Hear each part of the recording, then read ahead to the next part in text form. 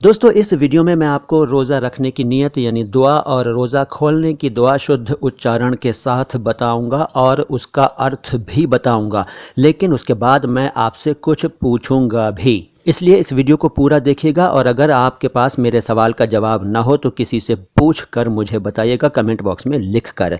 तो सबसे पहले रोज़े की नीयत की बात।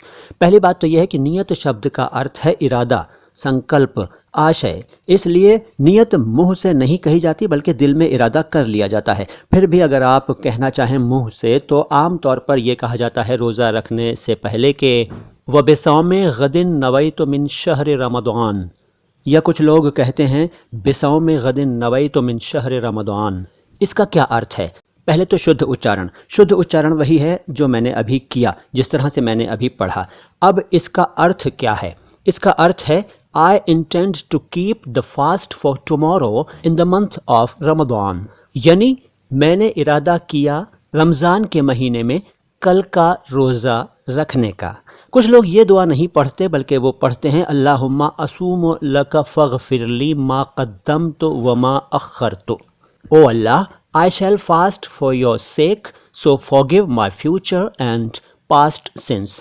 या अल्लाह, मैंने तेरे लिए रोज़ा रखा तो तू मेरे वर्तमान और भविष्य के गुनाहों को माफ़ फरमा, यानी क्षमा कर दे। ये तो बात हुई सहरी के वक्त पढ़ी जाने वाली दुआ की, जिसको कुछ लोग नियत कह देते हैं। अब बात रोज़ा खोलने की दुआ की। रोज़ा खोलते वक्त कुछ भी खाने पीने से पहले आम तौर पर ये पढ़ा जाता है अल्लाहुम्मा इन्नी लका सुम्तु व बिका आमन्तु व अलैका तवक्कलतु व अला रिज़्क़िका अफ़्तरतु। यानी या अल्लाह, मैंने तेरे लिए रोज़ा रखा और तुझ पर ईमान लाया और तुझ पर भरोसा रखा और तेरे रिज़्क़ पर इफ्तार किया। अंग्रेज़ी में इसको कह सकते हैं कि ओ अल्लाह, I fasted for you and I believed in you and I put my trust in you and I break my fast with your sustenance. ये तो बात हुई रोज़ा रखने और खोलने की दुआओं की।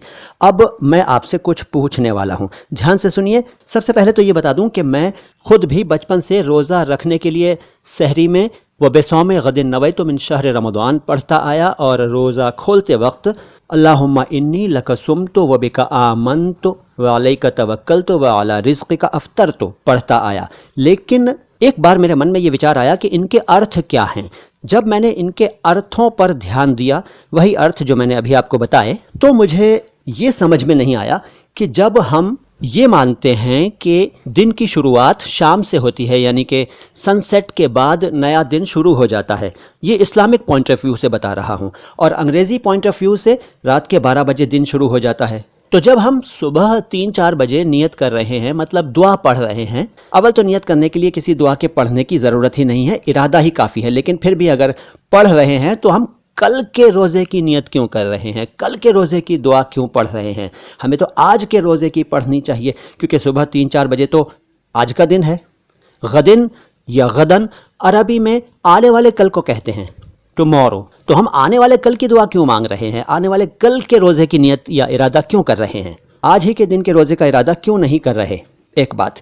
दूसरी बात यह है कि रोज़ा खोलने की जो दुआ मैंने पढ़ी, उसमें ध्यान दीजिए क्या कहा जा रहा है।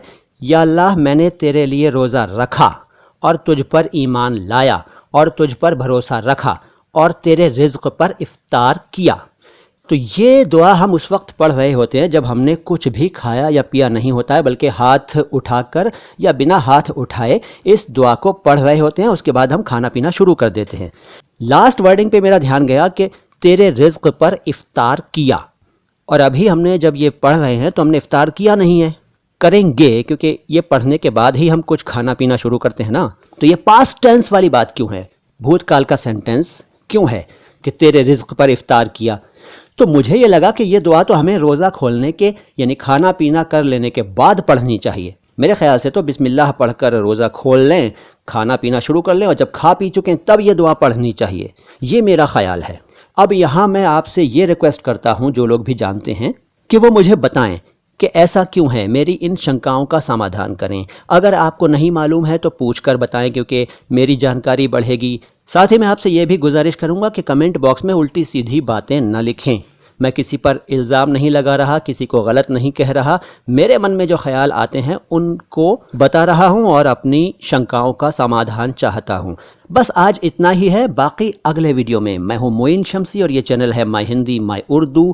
سلام ہندوستان۔